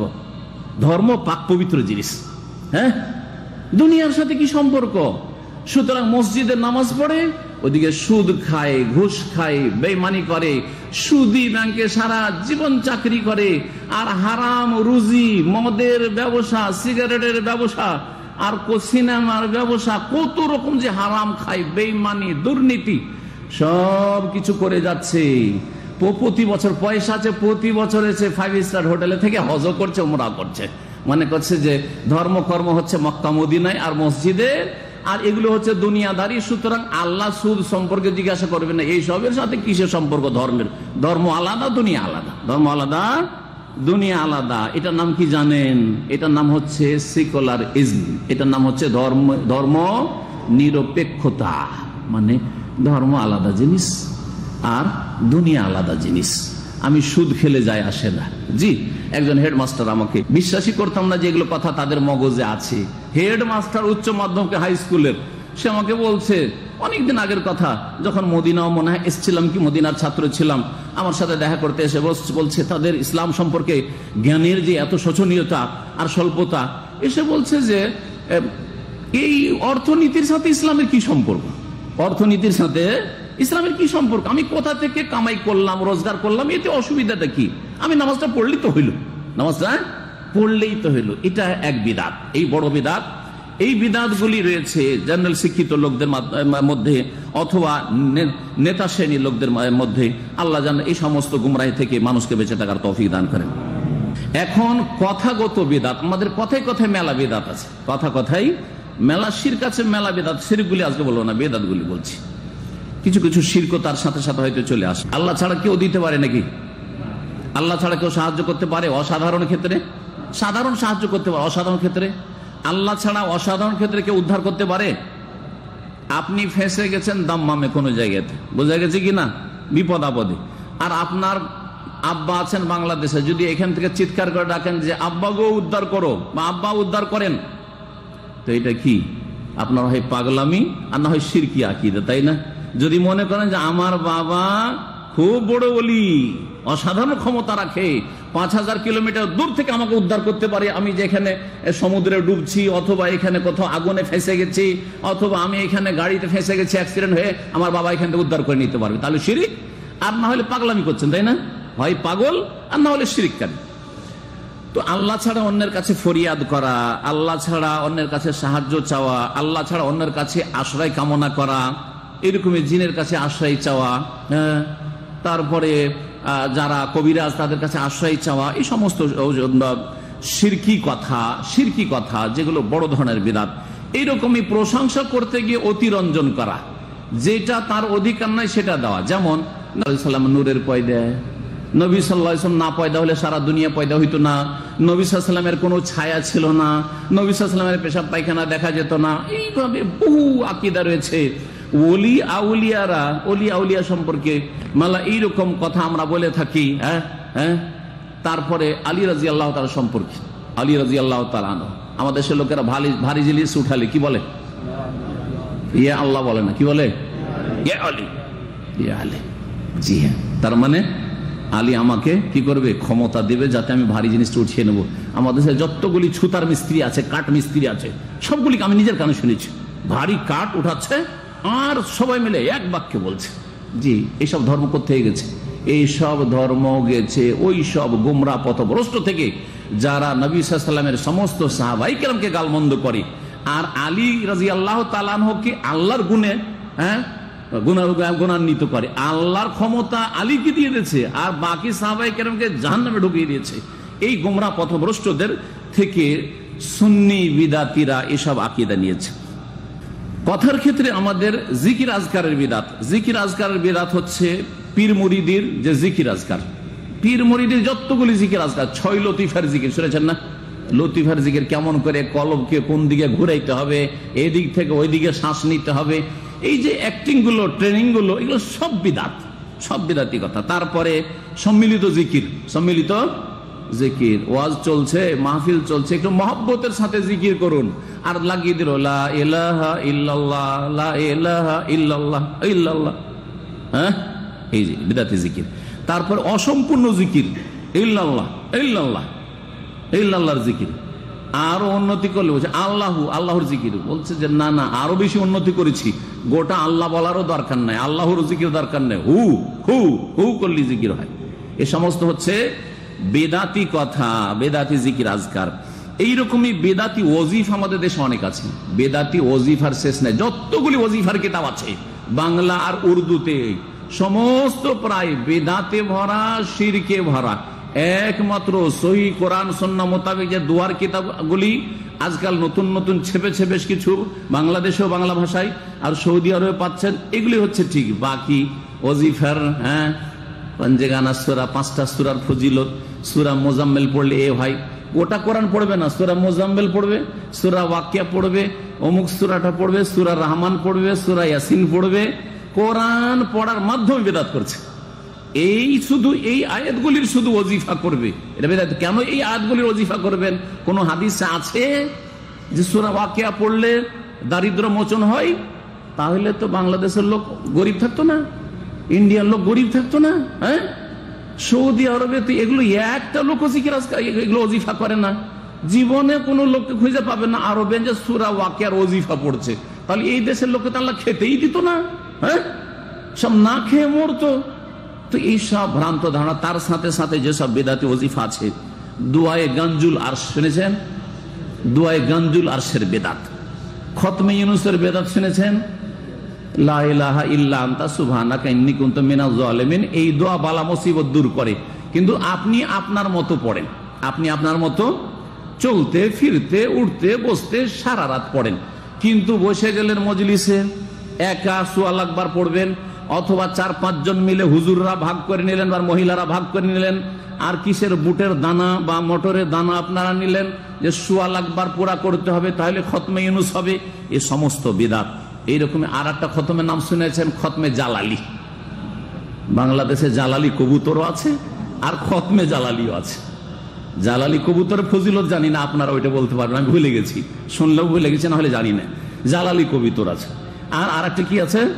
খতমে জালালি। খতমে জালালি সম্পর্কে ভ্রান্ত ধারণা যে এই খতম যদি করা হয় কোন মুমূর্ষ ব্যক্তির ওপরও, মরতেও মরছে না আর ফিরে আসতেও আসছে না, পেরেশান করে ছাড়ছে, ডাক্তার কাছে যাওয়া আর টাকা খরচ করা, হয়রানির শেষ নাই, এত হয়রান হইতে পারবো না, এমন খতম করব যে হয় ভালোভাবে ফিরে আসবি আর না হলে ধাক্কা দিয়ে বিদায় করে দেবো, কবরে পৌঁছে দেবো। এই হলো খতমে জালালি। বুঝতে পারছেন? অর্থাৎ ধারণা তাদের যে খতমে জালালি করলে মুমূর্ষ ব্যক্তি এই অবস্থায় থাকবে না, হয় তাড়াতাড়ি সুস্থ হয়ে যাবে আর না হলে সাথে সাথে মরে যাবে, সাথে সাথে মরে যাবে। এই হলো ভ্রান্ত ধারণা আর এই ভ্রান্ত ওজিফা। এইরকম খতমে খাজেগান, মানে বড় বড় খাজারা রয়েছেন, ওই খাজারা শিখেছেন, খাজা মঈনুদ্দিন চিশতি নাকি শিখেছেন। তাদের ধর্ম নবী সাল্লাল্লাহু আলাইহি ওয়াসাল্লামকে নিতে হয় না, খাজাদের কাছ থেকে নিলেই হয়। ও হচ্ছে খতমে খাজেগান। ইত্যাদি ইত্যাদি মেলা খতম রয়েছে। দুরুদ পড়ার ক্ষেত্রে বিদআত জানা আছে না নেই? আমার দেশের লোকেরা দুরুদ পড়ে, নামাজে শুধু নবী সাল্লাল্লাহু আলাইহি ওয়াসাল্লামের দুরুদটা পড়ে, আর বাকি যত দুরুদ আছে সব বানাওয়ার দুরুদ। বলছে একটা দুরুদ হচ্ছে নবীকে স্বপ্ন দেখার দুরুদ। কেউ যদি নবীকে স্বপ্ন যোগে দেখতে চায় তো এই দুরুদের ওজিফা করবে। আর একটা হচ্ছে ওয়াজ মাহফিলের দুরুদ, আল্লাহুম্মা সাল্লি আলা, এটা কিসের দুরুদ? সাইয়্যিদানা মাওলানা মুহাম্মদ ওয়া আলা আলি সাইয়্যিদানা মাওলানা মুহাম্মদ। কিসের দুরুদ? নামাজেও নয়, আর নবী সাল্লাল্লাহু আলাইহি ওয়াসাল্লামও দেননি, কোরআন হাদিসও নেই, কোন জয়ীব দুর্বল হাদিসও নেই। পাবনার একজন মুন্সি, আর ইংরেজদের যুগে মুন্সিরা বড় বড় মোল্লা, বড় বড় আলেম হইতো, মানে আলেম কিন্তু কোরআন হবে হাদিসের আলেম না, বেদাতের আলেম হইতো তারা। মানে মুন্সি মানে একেবারে ছোট মনে করো, আজকাল তো মুন্সি আর মোল্লা ছোটগুলোকে বলে। ওই যুগে এরা বিদাতের বড় পণ্ডিত হইতো, আরবি জানতো, নিজের ভাষাতে একটা বানিয়ে দিল মেহেরুল্লাহ মুন্সি। এই ওয়াজ মাহফিলের দুরুদ, এই ওয়াজ মাহফিলের দুরুদ জনগণকে বক্তা ধরিয়ে দেয়, একটু আমাকে পানি খাওয়া লাগবে। আমাদের পানি খেলে তো চুপ হয়ে যেতে হয়, আর আপনারাও চুপ হয়ে তাকিয়ে থাকেন যে কখন পানি খাওয়া শেষ হবে, আবার কিছু শুনবো, তাই না? কিন্তু ভারত, বাংলাদেশ, পাকিস্তানে ওই সব অসুবিধা নেই। এদিকে বক্তা সাহেব দুধ পান করছে, চা পান করছে, পানি খাচ্ছে, না হয় কিছু মনে করছে যে এরপরে কি বলবো না বলবো, 1-2 মিনিট আপনাদেরকে লাগিয়ে দিল কিসে? হ্যাঁ, আল্লাহুম্মা, আল্লাহুম্মা বলে ছেড়ে দিল, আর বাকিটা তোরা পুরা কর, বাকিটা তোরা পুরা কর। এ হচ্ছে বেদাতি দুরুদ। ভালো করে শুনেন, বেদাতি জিকির। আরে বেদাতি জিকির একেবারে কুফরি কথা হয়ে যায়। কেমন করে বলেন? মহব্বতের সাথে একটু আল্লাহর জিকির করুন তো। লা ইলাহা ইল্লাল্লাহ একবার বলা পড়ছে, লা ইলাহা, বক্তা বললো কি? লা ইলাহার বাকিটা আপনারা পুরা করেন। রেকর্ড করা আছে, রেকর্ড আজকে ইন্টারনেটে পাবেন। বেদাতীদের জিকিরে বক্তা শুধু লা ইলাহা বলে থেমে গেল, ইল্লাল্লাহ বললো না, তো মানে কি হইল? আপনারা মানে করতে পারেন, লা মানে না, আর ইলাহ মানে মাবুদ, উপাস্য আল্লাহ, তার মানে আল্লাহ নেই, তার মানে আল্লাহ নেই। তো বক্তার কাছে, এই বেদাতি বক্তার কাছে আল্লাহ নেই, আপনাদের কাছে আছে, আপনারা ইল্লাল্লাহ করতে থাকেন, ইল্লাল্লাহ করতে থাকেন। কথা বোঝা গেছে? এই হচ্ছে বেদাতি জিকির মুসলিম সমাজের। নবী সাল্লাল্লাহু আলাইহি ওয়াসাল্লামের উপরে দুরুদের ক্ষেত্রেও যে দুরুদ কত কিসিমের আছে। দুরুদের তাজের নাম শুনেছেন? দুরুদের তাজ, ওর ফজিলত আলাদা, যেটা কোরআনে নেই, হাদিসে নেই, নবীর সাহাবীরাও জানতেন না, বলতেন না, আবু হানিফা রাহমাতুল্লাহ আলাইহি ফিকর কিতাবেও নেই, সেটার নাম দুরুদের তাজ। অনেক ফজিলত সেটা, কে যে শিখাইলো আল্লাহ জানে। দুরুদের লাখির নাম শুনেছেন? দুরুদের লাখি। তারপরে দুরুদে মাহি, মাহি মাছ, মাছের দুরুদ আবার আছে। তারপরে দুরুদে তোনাজ্জিনে, দুরুদে তোনাজ্জিনে, কত রকমের যে দুরুদ আছে। ইন হিয়া ইল্লা আসমাউন সাম্মাইতুমুহা আনতুম ওয়ালা ওয়া আবাউকুম, আল্লাহ বলছেন এগুলি নাম তোমরা রেখেছো আর তোমাদের বাপদাদা পূর্বপুরুষরা রেখেছে। মা আনজালাল্লাহু বিহা মিন সুলতান, আল্লাহ এগুলোর দলিল কোথাও নাযিল করেন না, কোনো কোরআনে আছে না হাদিসে আছে। কোথাও এর দলিল নাই। মা আনজালাল্লাহু বিহা মিন সুলতান, সূরা নাজমে আয়াত রয়েছে, আরেকটি জায়গায় আয়াত রয়েছে। আল্লাহ সতর্ক সাবধান করেছেন যেটা দলিল নেই, প্রমাণ নেই, উদ্ভট সবই সব ধর্ম কর্ম করছো। কেন করছো তোমরা? এই নাম কে রাখতে বলেছে যে দুরুদে তাজ, দুরুদে লাখি, দুরুদে মাহি, আর এইসব খতমে জালালি আর অমুক আর তমুক, এইসব কোথায় নাম পেলে? আর গঞ্জুল আরশ, এই নাম দেওয়ার অধিকারটা তোমাদেরকে কে দিল? জি, আল্লাহ জিজ্ঞেস করছেন। তোমরা নাম রেখেছো, তোমাদের বাপ দাদা পূর্বপুরুষরা নাম রেখেছে। মা আনজালাল্লাহু বিহা মিন সুলতান, আল্লাহ এর কোনো দলিল প্রমাণ নাযিল করেননি। সম্মানিত ভাতৃমণ্ডলী, এইরকমই নিয়ত, নামাজের নিয়ত করতে হবে না পড়তে হবে? ভারত, বাংলাদেশ, পাকিস্তান অধিকাংশ মানুষরা নিয়ত করে না। কি করে? নিয়ত পড়ে। নামাইতে এখানে করে, নিয়ত করে, এখানে নিয়ত পড়ে, নিয়ত করে না। আর আমরা নিয়ত করি। নবী সাল্লাল্লাহু আলাইহি ওয়াসাল্লাম নিয়ত করতে বলেছেন, আর প্রত্যেক মানুষ যে কোনো কাজ করে নিয়ত করে করে। এখানে কি জন্য এসছেন? বিনা নিয়তে এসছেন? বিনা নিয়তে একটা পা উঠতো না, একটা কদম উঠতো না। যখনই বাসা থেকে একটা কদম রেখেছেন তখনই নিয়ত করেছেন যে মসজিদে যাবো, দিনের কথা শুনবো, না হলে এই মসজিদে হয়তো নামাজ পড়তে না, দূরে থাকে না, ঠিক না? নামাইতে পড়েছেন নাকি? এটাও তো নেকির কাজ, সওয়াবের কাজ, ইবাদতের কাজ, ইলম শিখতে এসে নামাইতে পড়েছেন। শুধু নামাজের নিয়ত পড়বেন, রোজায় নিয়ত পড়বেন, হ্যাঁ, আর হজে নিয়ত পড়ে, জাকাতে নিয়ত পড়েন। জাকাতের টাকা যখন বের করেন গরিব মিসকিনকে দেওয়ার জন্য, তখন নিয়ত পড়েন, নামাইতে পড়েন। সাদকার জন্য নিয়ত পড়েন, বাপ মাকে টাকা পড়ার সময় নিয়ত পড়েন। তো এইসব বিদআত কোথায় পেলেন? ইমাম আবু হানিফা রাহিমাহুল্লাহ বলেননি, হানফি মযহাবেও নেই। ভালো করে শুনে রাখেন, আল্লাহর ওয়াস্তে ভালো করে সতর্ক সাবধান করছি, এই নিয়ত পড়া বিদআত বাদ দেন। কাজকর্মের ক্ষেত্রে বহু বিদআত রয়েছে। শুরু করি কবর থেকে শুরু করি। কবর সংক্রান্ত আমাদের অনেক বিদআত আছে। কবর পাকা করা, পাকা কবর করা, নিচে থেকে কবর পাকা, কবরে ফুল চড়ানো, কবরের উপর গম্বুজ নির্মাণ করা, ঘরের মধ্যে কবর দেওয়া, কবরের উপর ঘর তৈরি করা, মসজিদের ভিতরে কবর দেওয়া যাতে মুয়াজ্জিন আজান শুনতে পাই। কাজী নজরুলের বিশ্বাস, এটা ইসলামের বিশ্বাস নয়, ইসলামের বিধান নয়। কাজী নজরুল কবিতা, বেচারা কবি তো বড়ই ছিলেন, কিন্তু ইসলাম সম্পর্কে জানতেন না। যেটা পেয়েছিলেন ধর্মকর্ম ভারতে, সেটাই তিনি তার কবিতায় রচনা করেছেন। মসজিদের পাশে আমার কবর দিও ভাই, মুয়াজ্জিনের আজান যেন আমি শুনতে পাই। এটা কোনো কোরআনে হাদিসের কথা নয়, বরং শিরকের কারণ। যার কবর মসজিদে হয়ে গেছে, আজকে না হলো 50 বছর পরে ওর পূজা শুরু হয়ে যাবে, সিজদা শুরু হয়ে যাবে যে আল্লাহর কোনো বড় ওলি আছে, না হলে মসজিদে কেন হবে? কথা বোঝা গেছে? এইভাবে কবর মাজার পূজা শুরু হয়েছে। এইরকমই তাবিজের বেদাত, তাবিজ রক্ষা করবে। তাবিজ থাকলে কোনো ক্ষয়ক্ষতি হবে না। তাবিজ হচ্ছে শিরকের বেদাত। নবী করিম সাল্লাল্লাহু আলাইহি ওয়াসাল্লাম তাবিজকে শিরক বলেছেন। এইরকমই বালা, সুতা বাঁধা আছে, কালো সুতা। কেন? বলছে হাতে ব্যথা করছে, কালো সুতা বাঁধা আছে। বালা কিসের জন্য? বলছে বিপদ আপদে রক্ষার জন্য। ছেলেটার আপনার এখানে কালো টিপ কেন দিয়ে রেখেছেন? বদনজর থেকে, কুদৃষ্টি থেকে বাঁচানোর জন্য। এগুলি সব শিরক বিদআত, এমন বিদআত যেগুলি শিরকের পর্যায়ে পড়ে। বিবাহ শাদীর ক্ষেত্রে শুরু থেকে শেষ পর্যন্ত বিদআতে ভর্তি। আমাদের দেশের, ভারত, বাংলাদেশ, পাকিস্তানের বিবাহ শাদীর যে আমলগত কর্মগত বিদআতগুলি হয়, শেষ নাই বিদআতের, বিদআতের শেষ নাই। কত যে বিদআত আছে, আর কত যে কুসংস্কার আছে, আর কত যে নোংরামি আছে। বিয়ে পড়িয়ে নিয়ে আসার পরে যুবতী মেয়েকে শাড়িতে আর ওর সাথে ওই বরকে, বর আর পাত্রীকে দুইজনকে বসিয়ে সবাই মিলে গোসল দেওয়াচ্ছে, পুরুষ মহিলা গোসল দেওয়াচ্ছে, হ্যাঁ, হলুদ মাখাচ্ছে বসিয়ে, আউযুবিল্লাহ, আর তার উপরে পানি ঢালছে, আর গোটা শরীর একবারে নগ্নের মতো হয়ে যাচ্ছে, সবকিছুই দেখা যাচ্ছে। আউযুবিল্লাহ, আউযুবিল্লাহ। শুধু এটাই? এগুলো তো না হয় নোংরামি, বেদাতের সাথে সাথে নোংরামি। তুবড়া মুখে উঠিয়ে চাস্তো বহিন, খালাতো বোন, মামাতো বোন, আর তারপরে ভাবি, ভাবি তো খাওয়াইতে, ভাবি দেবরকে তুবড়া খাওয়াবে মুখে উঠিয়ে উঠিয়ে, তারপরে হলুদ মাখিয়ে দিবে গায়ে, রানে হলুদ মাখিয়ে দিতে হবে, আর তারপর উকিল বাপ ধরতে হবে। বাপ জিন্দা বেঁচে আছে, বলছে তোর দ্বারা বিয়ে হবে না, উকিল বাপ লাগবে। আর উকিল বাপ যখন হয়ে গেল, সারা জীবন ধরে আর উকিল বাপের সামনে পর্দা করা চলবে না, তার জন্য পর্দার গর্দা উড়িয়ে দেয়। কথা বোঝা গেছে? এই হলো ধর্ম। বিদআত আর বিদআতে ভরা আছে। যে সব বিদআত আছে তার মধ্যে একটি হচ্ছে যৌতুকের বিদআত, হিন্দুদের থেকে নেওয়া। অধিকাংশ বিদআতের যে বিয়ে সংক্রান্ত যে বিদআতগুলি রয়েছে সবগুলি হিন্দুদের থেকে নেওয়া। হিন্দুদের পাশাপাশি বাস করতে গিয়ে হিন্দুরা যা করে আমাদের মুসলিমরা তা করে। বরযাত্রী হিন্দুদের প্রথা, মুসলিমদের প্রথা নয়। বিয়ে করার জন্য আমার সাথে 50 জন 100 জন যাবে, আর আমার শ্বশুর বাড়িতে গিয়ে ধুমধাম করে খাবে আর খেয়ে দিয়ে আসবে। আমার শ্বশুর ঋণের বোঝা তার উপরে চেপে যাবে। হারাম ইসলামে এগুলো। কিন্তু আমরা হিন্দুদের থেকে সাদরে গ্রহণ করেছি ধর্মকর্ম। এগুলো হচ্ছে বিবাহ শাদীর ধর্ম আমাদের। আল্লাহর রাস্তায় তওবা করেন। 2-4-5 জন লোক যদি আমার বাড়ি চলে আসেন, আমি খুশিতে খাওয়াবো যে 5 জন মেহমান মুসলিম বাইরে এসছে।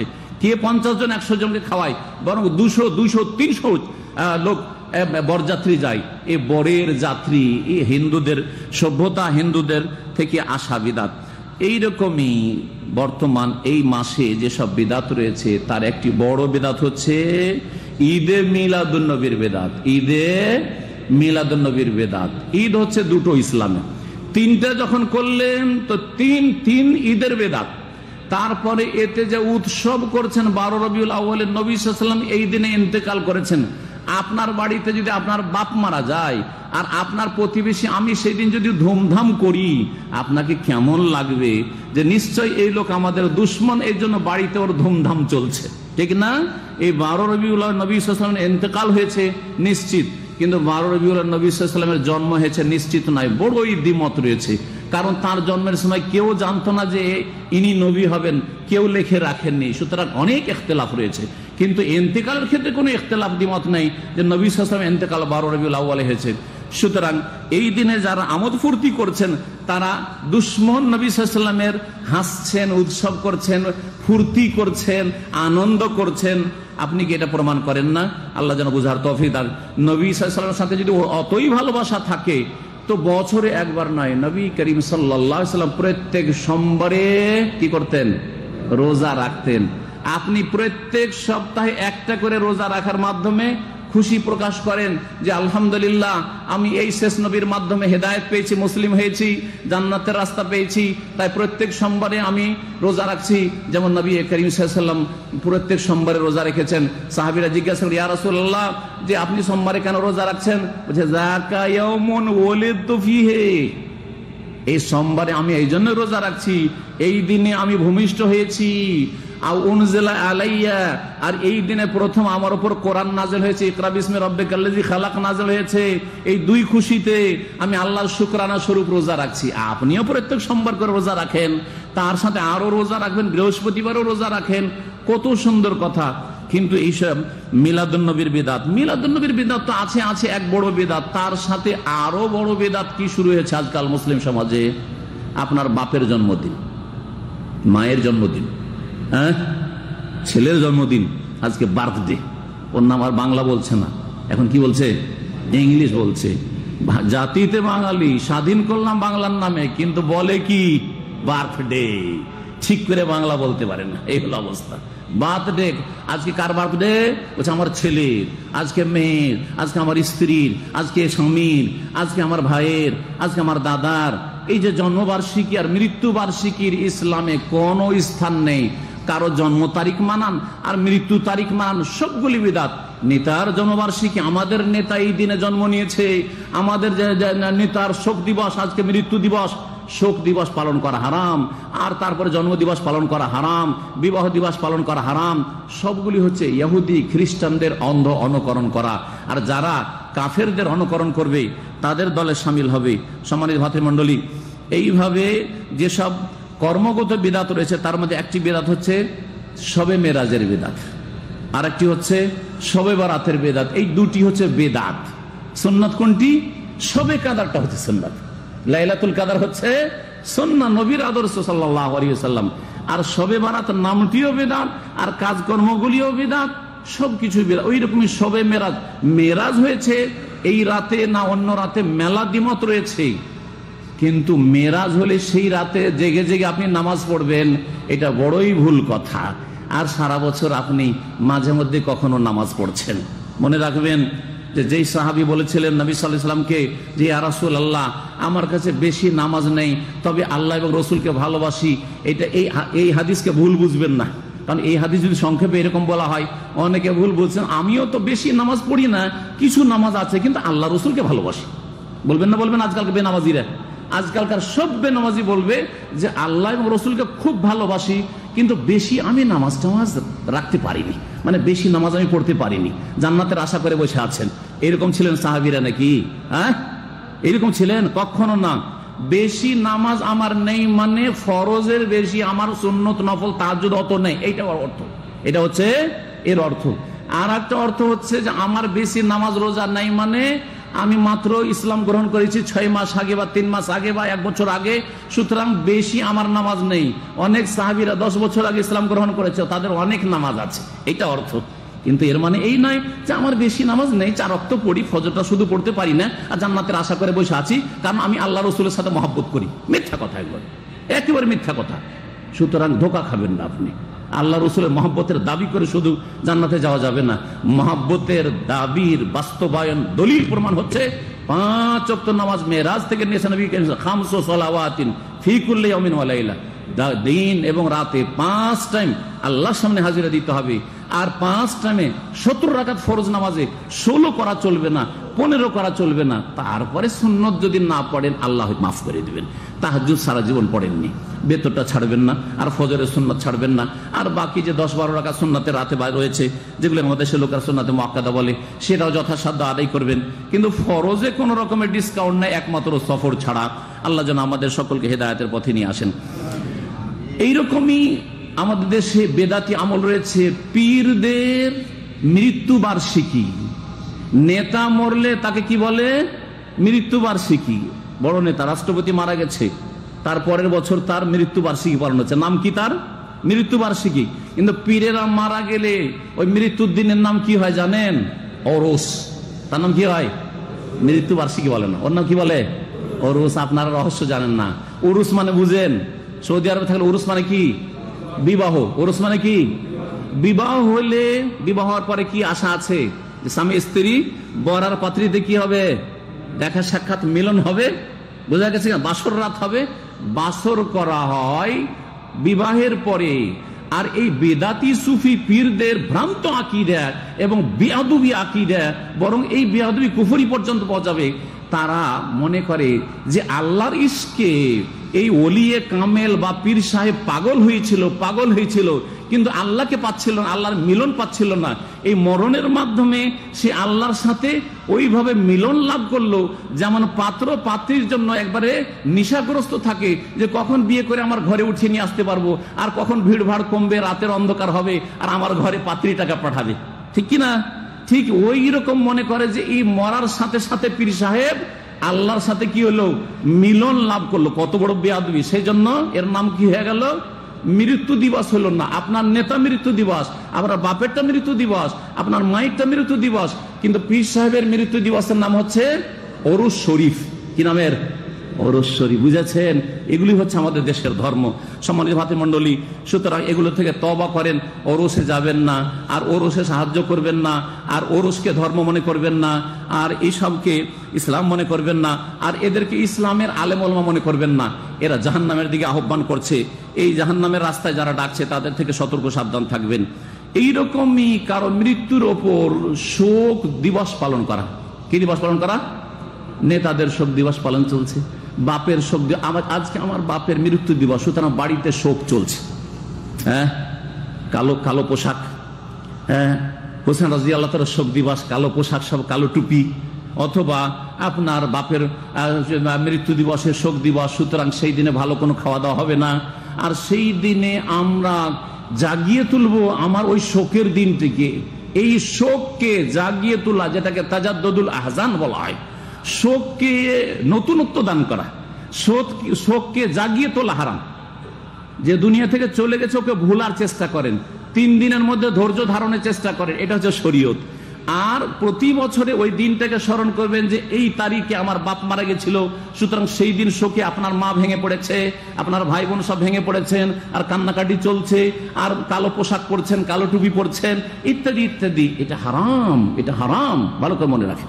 এছাড়া ইবাদত বন্দেগীর ক্ষেত্রে বহু বিদাত রয়েছে। উজুতে বিদাত, বহু বিদাত রয়েছে। তার মধ্যে উজুর নিয়ত পড়া, উজুতে ঘাড় মাসা করা, আর তারপরে আপনার নামাজে বহু বিদাত রয়েছে। নামাজে বহু বিদাত, মিলিত মোনাজাত করা, আর নামাজের ভিতরে মেলা বিদাত রয়েছে। মহিলাদের নামাজের বিদাত হচ্ছে যে মহিলার নামাজ পড়ে পুরুষদের মতো নামাজ, নবী সাল্লাল্লাহু আলাইহি ওয়াসাল্লামের মতো নামাজ পড়বে না, ওরা নামাজ পড়বে তখন বুকে হাত, আর পুরুষরা নামাজ পড়বে তখন নাভির নিচে হাত, আর তারপরে সেজদাগুলি তাদের তরিকা আলাদা, বসার তরিকা তাদের আলাদা, ইত্যাদি ইত্যাদি এইসব যে রয়েছে, এইরকম বহু বিদাত নামাজের ক্ষেত্রে আমাদের মুসলিম সমাজে ছড়িয়ে আছে। সময় অনেক হয়ে গেছে, সেই জন্য আর বেশি কিছু বলতে চাইছি না। আমল করে ক্ষতিগ্রস্ত হবেন না। আমলও করলেন কিন্তু সুন্নতি তরিকায় নয়, বেদাতের তরিকায় আমল করলেন, কিন্তু তৌহিদ ভিত্তিক না, শিরক ভিত্তিক আমল করলেন, আল্লাহ সবগুলিকে ছুঁড়ে ফেলে দেবেন। আল্লাহ যেন সমস্ত বেদাত থেকে আমাদেরকে ফিরে আসার তৌফিক দান করেন, বেদাতকে বেদাত বুঝার জানার তৌফিক দান করেন, এবং বেদাত থেকে আমাদেরকে সতর্ক সাবধান হওয়ার তৌফিক দান করেন।